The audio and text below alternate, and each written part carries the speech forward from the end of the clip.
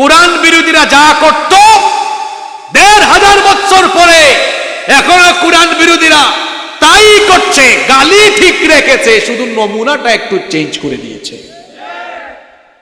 রাজাকার এটা কমন গালিতে রূপান্তর করেছিল, কিন্তু কে জানতো তারা এমন মাইটটা খাবে যেটাকে তারা রাষ্ট্রীয় পর্যায়ে গালি বানাতে চেয়েছিল, পরবর্তীতে দেখা গেল এটা ব্র্যান্ডিং এ রূপান্তর হয়ে গিয়েছে। যখন পালাবার আগে বলল মুক্তিযোদ্ধাদের নাতিপুতিদেরকে দিব না তো রাজাকারদের নাতিপুতিদেরকে দিব নাকি, তখন ঢাকা বিশ্ববিদ্যালয় থেকে কিন্তু ছাত্ররা স্লোগান উঠিয়েছে, তুমি কে আমি কে। রাজাকারদের তারা খাইয়াই কিন্তু পরবর্তীতে ভাগতে হয়েছে, ঠিক কিনা? ওরা আমাদেরকে বলে রাজাকার, কিন্তু আমরা এই দেশে রাজাকার নই, বরং আমাদেরকে যারা রাজাকার বলে ওরা হলো ভারতীয় রাজাকার। ভারতীয় আধিপত্যবাদ এই দেশে তারা কায়েম করতে চেয়েছে। আর কথায় কথায় বলতো এটা আমার বাবার দেশ, আমি পালাবো না। পালাইছেন কেন? আপনি তো কাউকে কিছু না বলে হঠাৎ করে চোরের মতো পালিয়ে গিয়েছেন। আচ্ছা বলেন তো, ভালো মানুষ কি পালায়? চোর পালায়, ডাকাত পালায়। এই লালজানপাড়া রাজাখালীতে যদি কারো বাড়িতে চোর ঢোকে, ডাকাত ঢোকে, আর ঘরওয়ালা বাড়িওয়ালা যদি এটা জানতে পারে আর যদি চিৎকার মারে চোর চোর ডাকাত ডাকাত, তখন কি চোর ডাকাত আপনাকে বলবে আসেন ভাই একটু ফুলের মালা দিয়ে আমারে বরণ করেন, এটা বলবে না ভাগ না পালাবে? জোরে বলেন কি করবে? আপনি কথায় কথায় বলতেন আপনি উন্নয়ন করছেন, কিন্তু ছাত্ররা যখন বুঝতে পেরেছে উন্নয়নের তলে তলে চুরি চলছে, যখন আপনাকে ভালোভাবে ধরতে চেয়েছে তখনই কিন্তু আপনি চোরের মতো পালিয়ে গিয়েছেন। আর আপনি যে আপনার আশপাশে চোর ডাকাত পালতেন এটার সবচেয়ে বড় প্রমাণ আপনি নিজেই, কারণ আপনি বলেছেন আমার বাসায় পিয়ন ছিল, এখন কত কোটি টাকার মালিক। আপনারা জানেন কত কোটি টাকা? কি ছাড়া চলে না? হেলিকপ্টার না না না না, বিমান হলে তো ভালোই। বিমান তো আপনিও চড়তে পারবেন, তো ৩,৫০০-৪ হাজার টাকা দিয়ে তো আপনি চিটং থেকে ঢাকায় ফ্লাই করতে পারবেন, অসুবিধা আছে? বিমান তো সাধারণ মানুষও চড়তে পারে, কি ছাড়া চলে না? হরি বাপ রে বাপ, ৪০০ কোটি টাকার মালিক, হেলিকপ্টার ছাড়া চলে না। আপনার বক্তব্য দ্বারাই প্রমাণ হয় আপনার ডানে বামে সামনে পিছনে যারা ছিল এরা বেশিরভাগই প্রায় সবাই চোর ডাকাত ছিল, চোর ডাকাত লালন পালন করেছেন আপনি। এই জন্য তো বলেছি ভালো মানুষ পালায় না, চোর পালায়, ডাকাত পালায়। এই জন্য দেখছেন ভাগছে তো ভাগছে জামাতের সাথে ভাগছে। কিসের সাথে ভাগছে? জামাতের সাথে পলায়ন করেছে, জামাতের সাথে সবাই পলায়ন করেছে। যাদেরকে নিষিদ্ধ করতে চেয়েছে হাই হাই, পরে দেখা যাচ্ছে যে ওই স্বভাব ধরেই, মানে ওই স্বভাব বলতে আমি বুঝাচ্ছি জামাতের সাথে পলায়ন করতে হয়েছে। আর আমি আজকে কিছু কথা বলতে চাই। বিভিন্ন এলাকায় অনেক পাতি নেতা ছিল যারা চামচামি করতো না? এই এলাকায়ও আছে, এই এলাকায়ও কি তোমার মতো চামচা, তোমার মতো পাতি নেতা, তোমার তো এই রাজাখালী থেকে চিটং এয়ারপোর্টে যাওয়ার ভাড়ার পয়সাও নাই। আর তুমি যাদের চামচামি করেছ তারা কিন্তু তোমার এই বিপদের মুখে ফালায় দেয়া সেফ এক্সিট নিয়ে দেশের বাইরে ঠিকই চলে গিয়েছে। যারা এইভাবে করে তাদের কর্মীদেরকে বিপদের মুখে ঠেলে দিয়ে নিজেরা সেফ এক্সিট নিয়ে চলে যায়, সেই কর্মীদের সেই দলের পরিচয় দেওয়া তো লজ্জার ব্যাপার। কি আশ্চর্য কথা! আল্লাহ আমাদেরকে বুঝার তৌফিক দান করেন। কোথায় ছিলাম মনে আছে তো? সূরার বাইরে কিন্তু যাই নাই এখনো। বলেছিলাম ১৫০০ বছর আগে আল্লাহর নবী যখন কোরআনের দাওয়াত আরম্ভ করেছেন, কাফির মুশরিকরা নবীদিকে কি দিত? জোরে বলেন। চারপাশে গালিগালাজ, ঠাট্টা, উপহাস, বিদ্রোহ, সমালোচনা, অন্যদিকে নির্যাতন। এমন সময় আল্লাহ সূরা নাজিল করলেন, পরের ২টা আয়াত ৪ এবং ৫ নাম্বার আয়াতে কঠিন মুহূর্তে আল্লাহ তাআলা আমার নবীকে ইসলাম বিজয়ের আগাম সুসংবাদ দান করে দিলেন। সুবহানাল্লাহ, বাড়ি গিয়ে বলবেন। কোন সময়? নির্যাতনের সময়। আল্লাহ কি দিচ্ছেন আগাম? আমার দিকে তাকান, কি দিচ্ছেন আগাম? কিসের সুসংবাদ? বিজয়ের কিসের সুসংবাদ? আগাম আল্লাহ তাআলা ইসলাম বিজয়ের সুসংবাদ দিয়ে নবীজিকে বললেন, ও নবী, এখন আপনি এবং আপনার সাথীদের উপরে মানসিক শারীরিক নির্যাতন হয়, হতাশ হবেন না।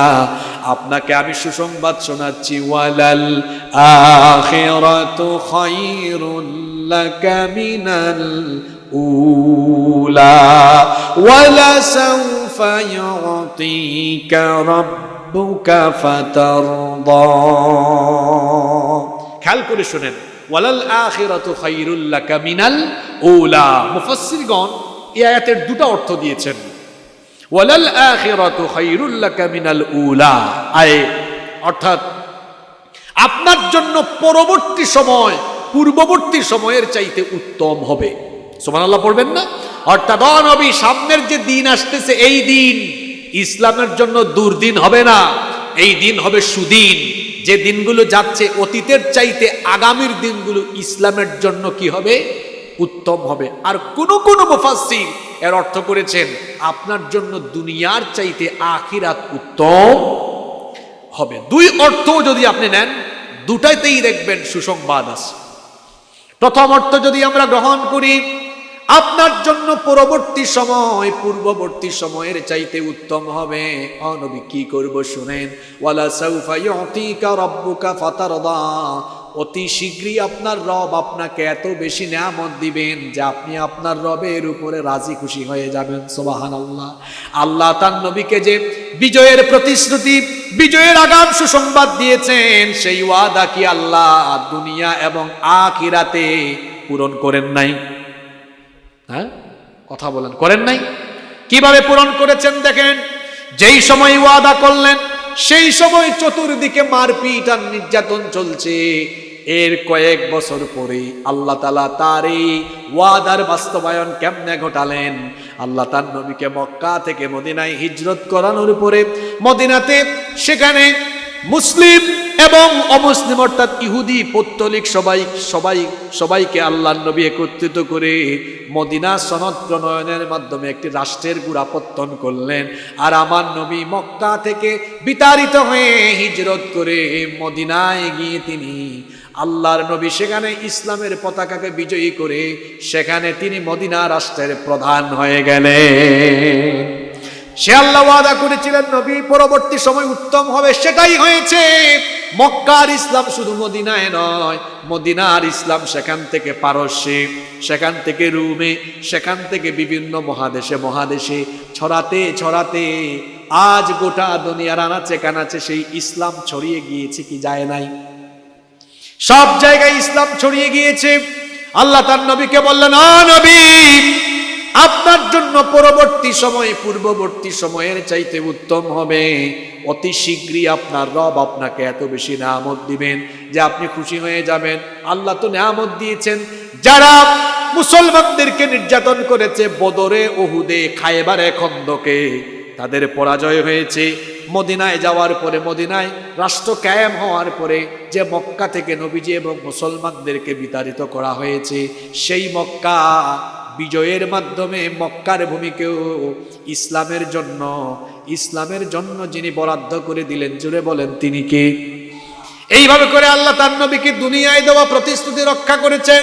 আর যদি দ্বিতীয় অর্থ আমরা গ্রহণ করি, দুনিয়ার চাইতে আখিরাত আপনার জন্য আরো উত্তম হবে, তাহলে সেই অর্থ গ্রহণ করলেও দেখেন আল্লাহ তো তার নবীকে দুনিয়ায় যেভাবে সম্মান দিয়েছেন সবার উপরে, সবার চাইতে বেশি আখিরাতেও আমার নবীর সম্মান, আমার নবীর মর্যাদা হবে সবার চাইতে। আল্লাহর নবী বলেছেন, আনা সাইয়্যিদু ওয়ালাদি আদম ইয়াউমাল কিয়ামা, কিয়ামতের ময়দানে পৃথিবীর প্রথম মানুষ থেকে নিয়ে শেষ মানুষ পর্যন্ত সকল মানুষ যখন ময়দানে মাহশরে সমবেত হবে, সেই দিন আল্লাহ তাআলা আমাকে মানব জাতির নেতা বানিয়ে দিবেন। এবং সেই দিনে আল্লাহ তার নবীকে কত সম্মান মর্যাদা দিবেন। আমার নবী সুপারিশ করবেন না যতক্ষণ বিচারের কাজ, ফয়সালার কাজ আল্লাহ আরম্ভ করবেন না ততক্ষণ। এটাকে বলে শাফাআতে উজমা বা শাফাআতে কুবরা। আল্লাহ তার নবীর শাফাআত ব্যতীত কিয়ামতের দিন বিচার কার্য আরম্ভ করবেন না। আমার নবীর সম্মান কত বেশি দেখেন। আমার নবী জান্নাতের দরজা খোলার আগ পর্যন্ত জান্নাতের ভেতরে কেউ ঢুকতে পারবে না। আল্লাহু আকবার। আল্লাহর নবী বলেছেন, আতি বাবাল জান্নাতি ইয়াউমাল কিয়ামাহ, কিয়ামতের দিন আমি জান্নাতের দরজার কাছে আসব, আসার পরে বলবো ফাস্তাফতিহ, জান্নাতের দরজাটা খোলো। ইয়াকুলুল খাজিন, জান্নাতের দারোয়ান ফেরেশতা বলবে, মান আনতা, আপনি কি? আল্লাহর নবী তখন বলবেন, আমাকে চেনো না? আনা মুহাম্মদ, আমরা বলি সাল্লাল্লাহু আলাইহি ওয়াসাল্লাম। তখন ফেরেশতা বলবেন, বিকা উমিরতু, আপনার ব্যাপারেই তো আদেশ পেয়ে আমি এখানে দাঁড়িয়ে আছি। আল্লাহ আমাকে আদেশ করেছেন আপনি জান্নাতের দরজার কাছে আসবেন না যতক্ষণ জান্নাতের দরজা খোলা হবে না ততক্ষণ। আজকে আপনার মাধ্যমে জান্নাতের দুয়ার খুলে জান্নাত উদ্বোধন করা হবে। এখন আপনারা ভাবতে পারেন, হুজুর নবী যদি আমাদেরকে রেখে, উম্মত রেখে নবী যদি জান্নাতে চলে যান তো এটা কেমনে হয়? হতাশ হওয়ার কোনো কারণ নাই। নবী হিসেবে তিনি যেমন সকল নবী রাসূলের চাইতে সেরা, উম্মত হিসাবে আমরাও সকল উম্মতের চাইতে সেরা। নবীর দাম যেমন বেশি, সেই নবীর উম্মতের সম্মান এবং মর্যাদাও তেমন বেশি।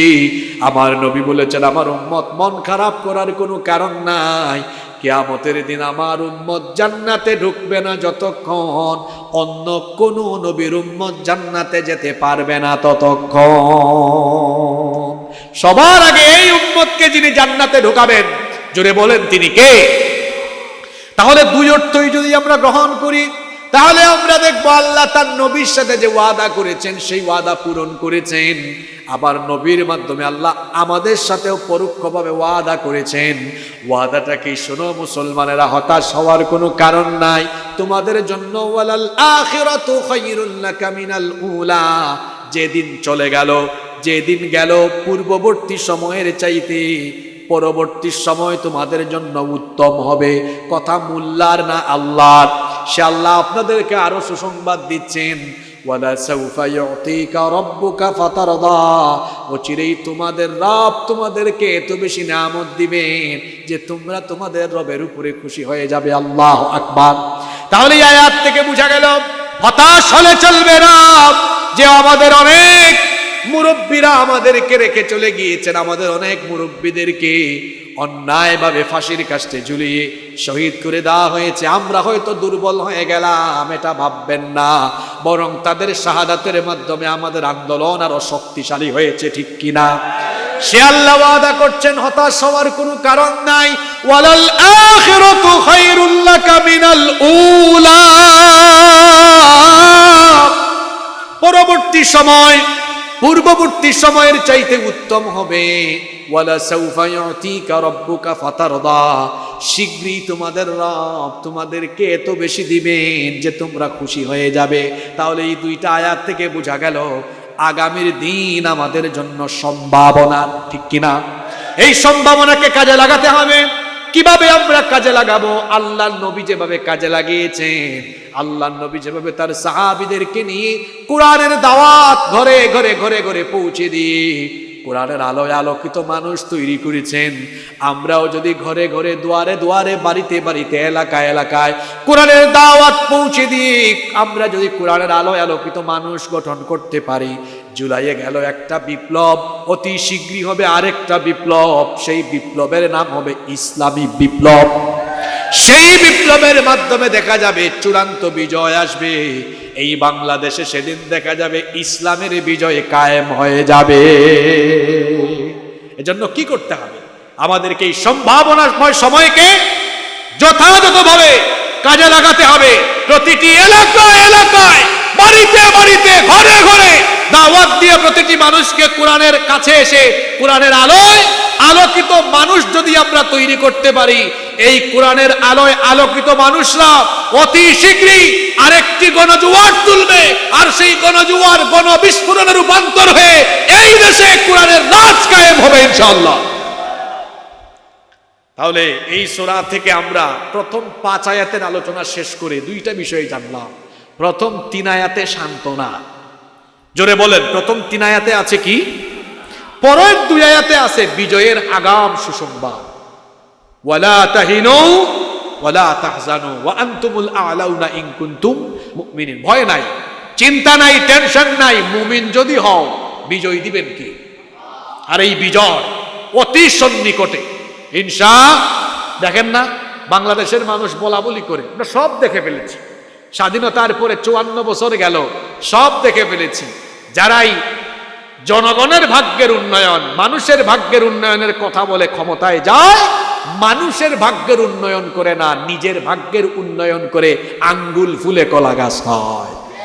মানুষ বুঝতে পেরেছে এখন, এজন্য মানুষ বলা বলি করছে। সব দেখে ফেলেছি গো আমরা, সব কিছু দেখা শেষ, বাকি আছে আল কোরআনের বাংলাদেশ। আমরা আগামীর বাংলাদেশকে কোরআনের বাংলাদেশ হিসাবে দেখতে চাই। চাই কি চাই না? আপনারা কি আমাকে আর 15-20 মিনিট সময় দিবেন? আমার আর 2টা টপিক বাকি আছে এই সূরার ভেতরে। তাহলে প্রথম 3 আয়াতে আছে কি বলেন? তো ভুলে গেছেন তো আপনারা। প্রথম 3 আয়াতে সান্ত্বনা। আমাদের সাথে আছেন কে? বলেন, সাথে আছেন কে? আল্লাহ যার সাথে আছেন তার কোনো ভয় আছে? 2 নাম্বার, বিজয় কার হবে? এটাও কইতে পারলেন না। আমাদের হবে। কার হবে? এই আগাম সুসংবাদ দিয়েছেন সরাসরি কে? 3 নাম্বার, পরবর্তী 3টা আয়াতে আল্লাহ তাআলা আবার নবীকে বলছেন, ও নবী আপনি একটু মনে করেন, পরবর্তী 3 আয়াতে আল্লাহ নেয়ামতের কথা স্মরণ করিয়ে দিয়েছেন। নেয়ামতের কথা কি করিয়ে দিয়েছেন? আমি তো আগেও ছিলাম, আমি তো ছাড়ি নাই আপনাকে। মনে করে দেখেন তো, আমি তো আপনাকে আগেও ছাড়ি নাই। আলাম ইয়াজিদকা ইয়াতীমান ফাআওয়া, আমি কি আপনাকে এতিম অবস্থায় পাইনি? এরপরে আমি কি আপনার উত্তম আশ্রয়ের ব্যবস্থা করিনি? আমি যদি আপনাকে ছেড়ে দিতাম তো তখনই তো ছেড়ে দিতে পারতাম।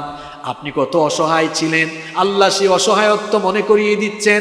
পৃথিবীতে আসার আগেই তো আপনি এতিম ছিলেন, বাবা হারিয়ে পিতৃহারা এতিম হয়ে গেলেন। পিতৃহারা এতিম হয়ে দুনিয়াতে আপনি আসলেন। আপনি যখন দুনিয়াতে আসলেন, আমার নবী দুনিয়াতে আসার পরে আমার নবীকে আল্লাহ তাআলা কিভাবে উত্তমভাবে আশ্রয়ের ব্যবস্থা করেছেন শোনেন। কষ্ট হচ্ছে? আল্লাহ নবীর জন্ম হয়ে গেল, জন্মের সময় অলৌকিক ঘটনা ঘটলো। আল্লাহ নবীর জন্মের সময় মা আমিনা বলছেন, যখন আমার পেটের ভেতর থেকে শিশু নবীজি বের হলেন, আমি নজর করে দেখলাম আমার গোটা ঘর আলোকিত হয়ে সেই আলো সিরিয়ার রাজপ্রাসাদ পর্যন্ত আলোকিত করে দিয়েছে। আরো আসতে বলেন সুবহানাল্লাহ। আমার নবীর জন্মের সময় অলৌকিক ঘটনা ঘটেছে। সেই যুগে আরবের মক্কার শহরে যারা বসবাস করতেন, শহরের নাগরিকরা তাদের বাচ্চাদেরকে, শিশুদেরকে শহরের রোগবালাই থেকে হেফাজত করার জন্য, এবং বাচ্চারা যেন একটু সুঠাম হয়ে শক্তিশালী হয়ে বেড়ে ওঠে, এবং বাচ্চারা যেন বিশুদ্ধবাসী হয়ে বেড়ে ওঠে, সেই জন্য তারা শহরের বাহিরে বেদুইন অঞ্চলে, মরুভূমি অঞ্চলে ধাত্রী মহিলাদের কাছে বাচ্চাদেরকে পাঠিয়ে দিতেন। আল্লাহ নবীর ক্ষেত্রেও নিয়মের ব্যত্যয় ঘটল না। তাই হলো, নবীজির দাদা আব্দুল মুত্তালিব ধাত্রী মহিলার সন্ধান করছেন, কিন্তু আশ্চর্যজনক ব্যাপার, কোন ধাত্রী মহিলা এতিম বাচ্চা দেখে ঘরে ঢুকে দেখতেও চায় না, নিতেও চায় না। তায়েফ থেকে বনু সাদ গোত্রের একদল নারীরা মক্কায় আসলেন। তারা ধনী ঘরের সন্তানদেরকে নিয়ে চলে যেতে লাগলেন। অবশেষে এনেন সৌভাগ্যবতী সেই নারী হালিমাতুস সাদিয়া।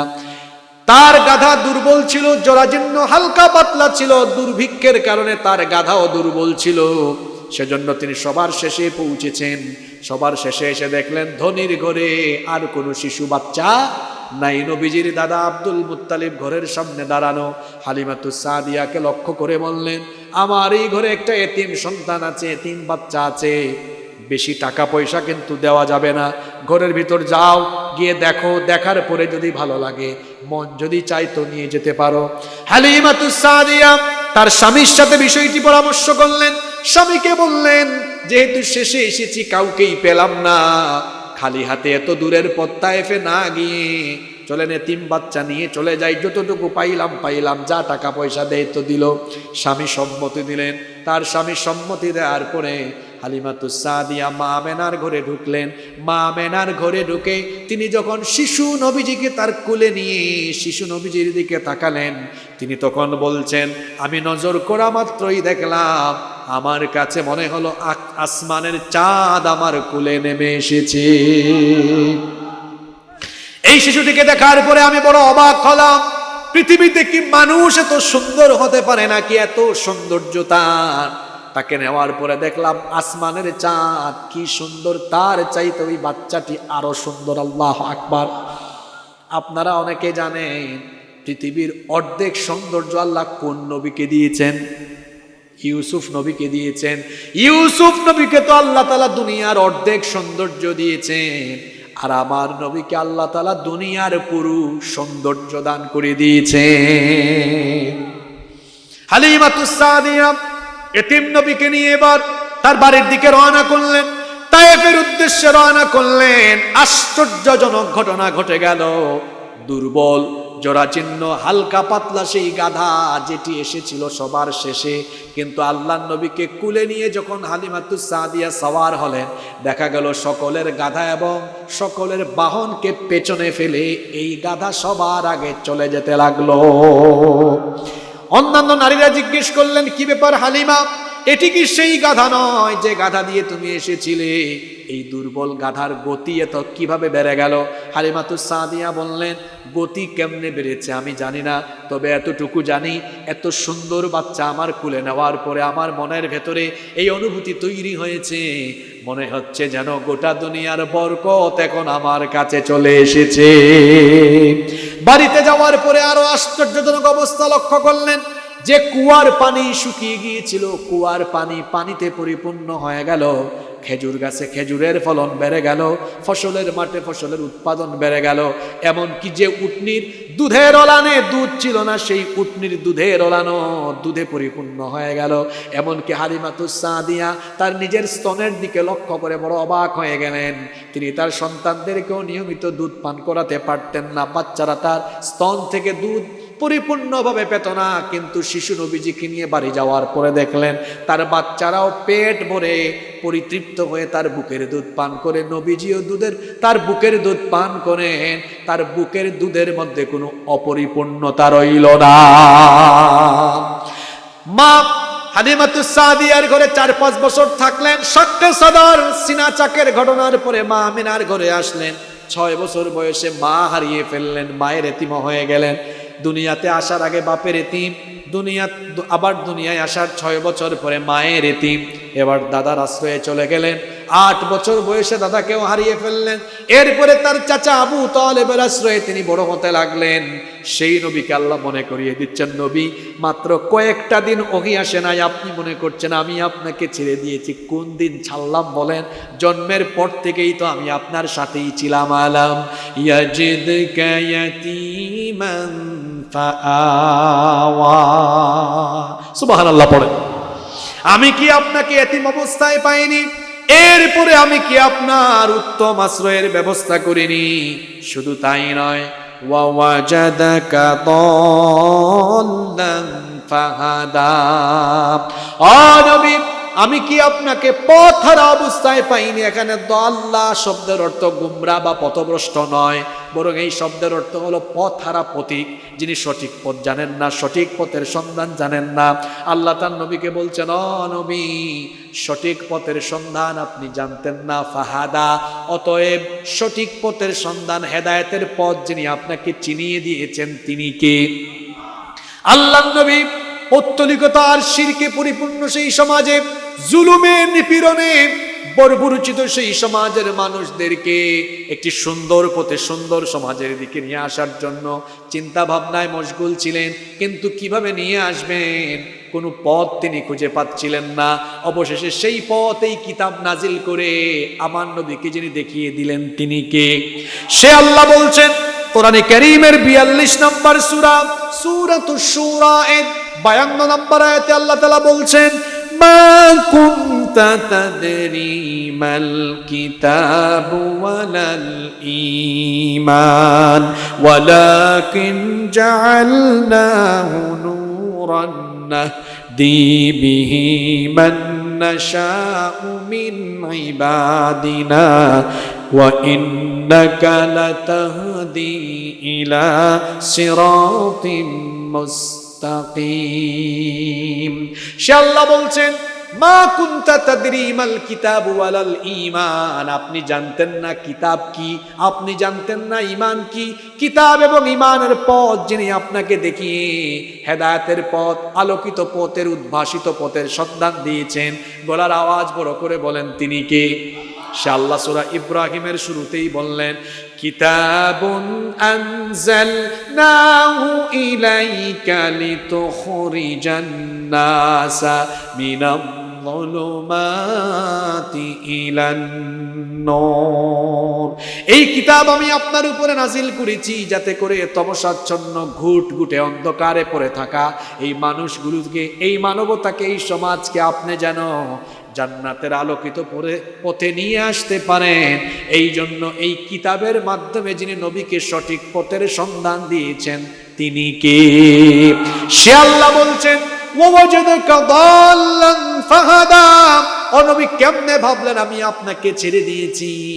আমি তো পথ হারা অবস্থায় পেয়ে আমি আপনাকে সোজা পথ, সঠিক পথের সন্ধান দিয়েছি। শুধু তাই নয়, ওয়াজাদাকা আইলান ফাআগনা, আমি আপনাকে অভাবী অবস্থায় পেয়েছি, আমি আপনার অভাব দূর করে সমৃদ্ধি দান করেছি। মেধা, প্রজ্ঞা, যোগ্যতা, হিকমত, যত ধরনের গুণাবলী দরকার, যোগ্যতার দরকার, সব আমি আপনাকে দিয়েছি। সকল অভাব আমি আপনার দূর করে দিয়েছি।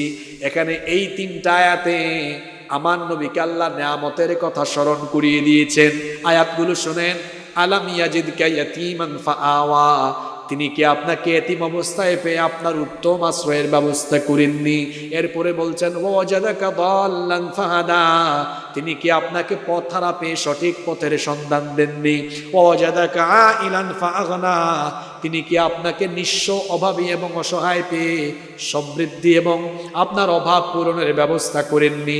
হাদিস নাই, কিছুক্ষণ গান, কিছুক্ষণ চিৎকার চেঁচামেচি, কিছুক্ষণ গল্প, কিছুক্ষণ কিচ্চা, কিছুক্ষণ আউল ফাউল কথাবার্তা, ঠিক কিনা বলেন?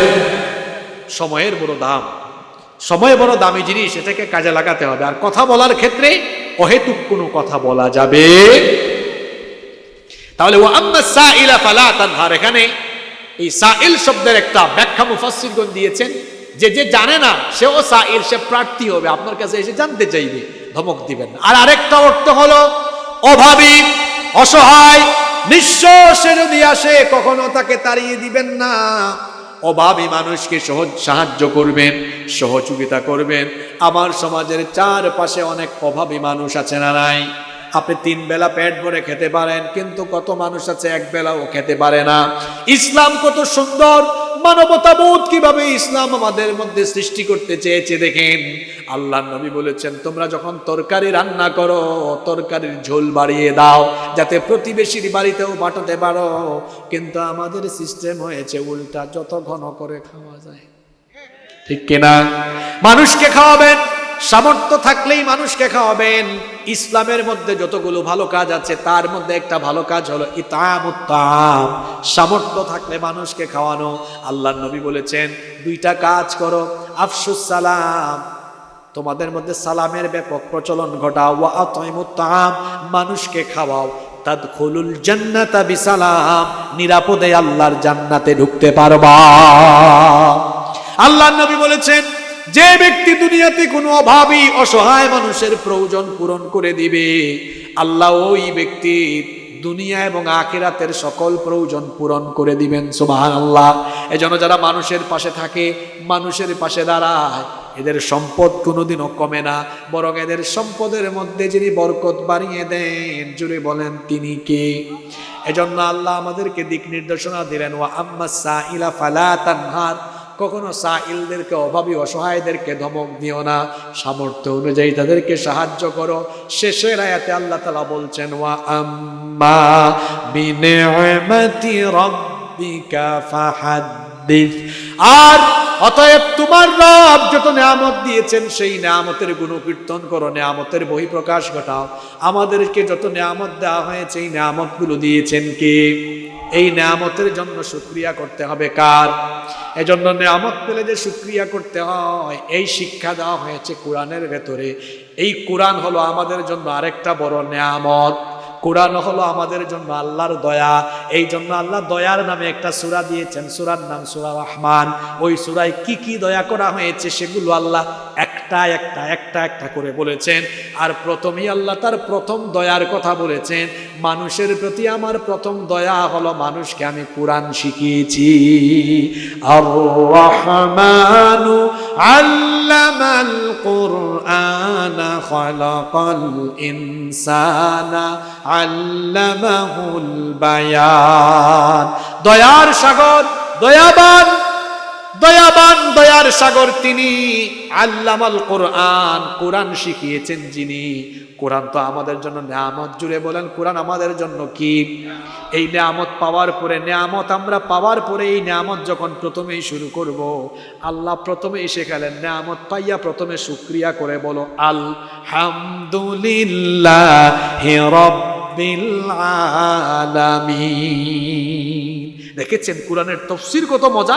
এক জায়গায় বলা হলো আর রহমান দয়াবান, এখানে দয়ার বর্ণনা দেওয়া হচ্ছে আল্লামাল কোরআন খালাকাল ইনসান, একটার পর একটা দয়া বলা হচ্ছে। কিন্তু প্রথম দয়া, জোরে বলেন কি? এই কোরআন, এটা আল্লাহর নিয়ামত। তো নিয়ামত হাতে নেওয়ার পরেই আমি যখন এই নিয়ামত এটা পাইলাম, এটা পড়া শুরু করব, প্রথমেই আল্লাহ শিখাচ্ছেন তুমি পাইছো, পাইয়াই শুরু করে দিও না, প্রথমেই শুকরিয়া করো কার? আলহামদুলিল্লাহি রাব্বিল আলামিন। নিয়ামতের বহিঃপ্রকাশ কখন হয়? বান্দা যখন শুধু তার জবান দিয়ে আলহামদুলিল্লাহ পড়ে, তখন বান্দার কৃতজ্ঞতা আদায় হয়ে যায়, আল্লাহ খুশি হয়ে যান, আর ওই বান্দাকে আল্লাহ নিয়ামত আরো বহু গুণে বাড়িয়ে দেন। সুবহানাল্লাহ।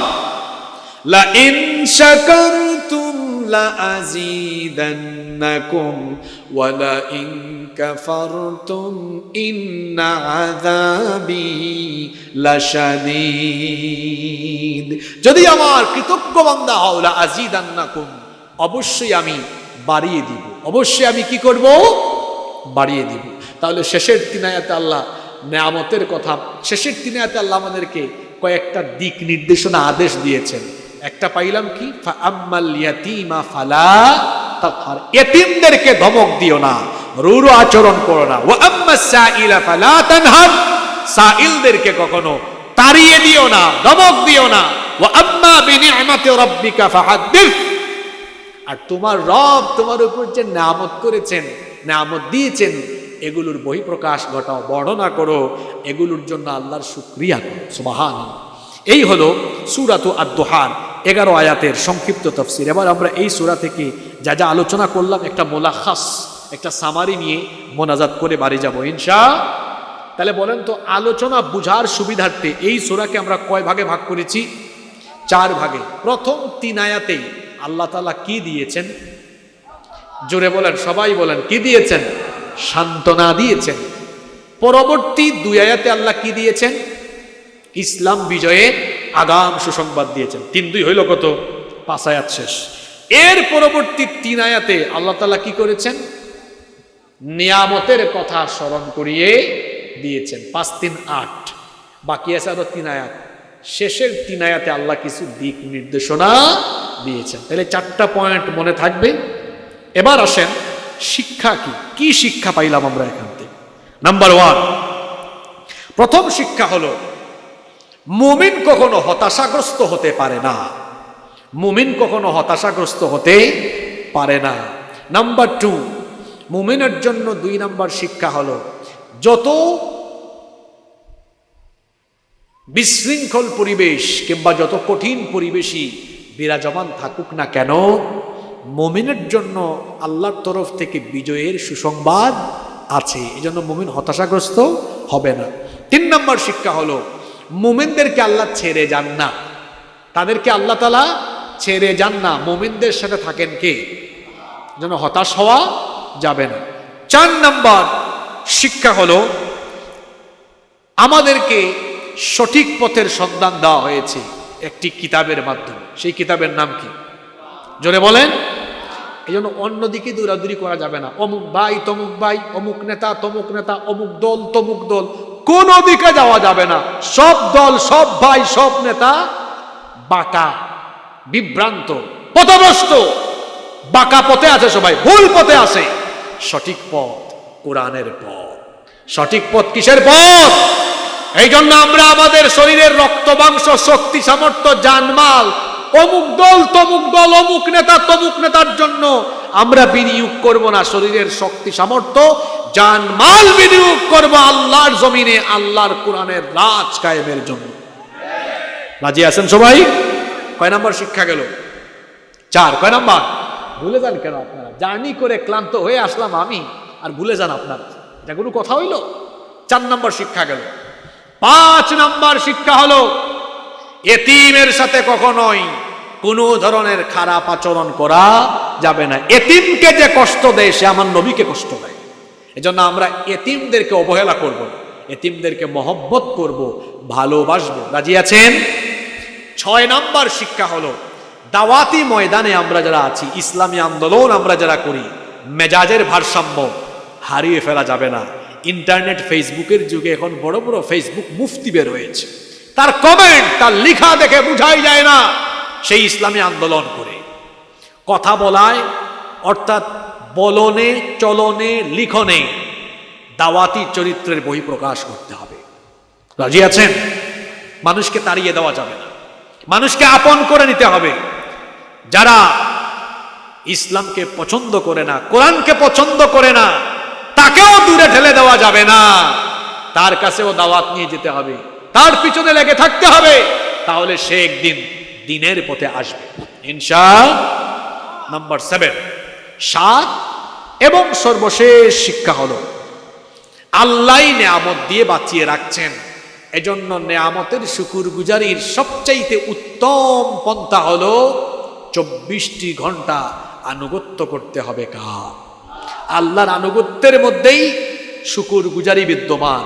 যে ব্যক্তি আল্লাহর আনুগত্য করে সেই তো প্রকৃত পক্ষে আল্লাহর শুকরগুজার করলো, আর যে আল্লাহর আনুগত্যই করে না সে তো আল্লাহর শুকরগুজারি করলো না, বরং আল্লাহর সাথে নাফরমানি করলো। তাহলে সূরা দুহার এই তাফসীর থেকে আমরা মোট কয়টা শিক্ষা পাইলাম? জোরে বলেন কয়টা? এই 7টি শিক্ষা যদি আমরা আমাদের বাস্তব জীবনে প্রতিফলিত করতে পারি, দুনিয়াতে আমরা ইজ্জত, সম্মান, সুন্দর জীবনযাপন পাবো, নাজাত পাবো, আখিরাতেও মুক্তি পেয়ে, ক্ষমা পেয়ে আল্লাহর জান্নাত পাবো ইনশাআল্লাহ। আল্লাহ তাআলা আমাদেরকে এই শিক্ষাগুলো আমাদের জীবনে বাস্তবায়ন করার তৌফিক দান করেন। আমরা সবাই বলি আমিন।